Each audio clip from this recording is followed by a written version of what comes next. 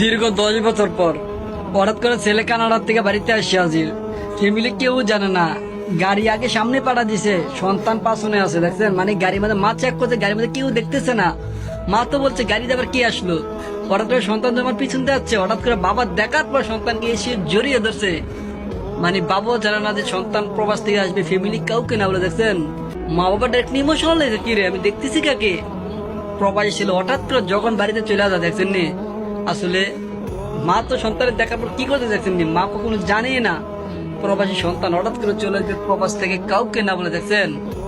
মানে মানে মা বাবা কি যে করতে সন্তানকে পাওয়ার পর, মা কখনো জানেই না প্রবাসী সন্তান হঠাৎ করে চলে যায় প্রবাসে। মা তো সন্তানের গানে আদর করতেছে। মানে মা বলছে, কি রে বাবা তুমি যে আসবে একটা বারো বলস না কেন?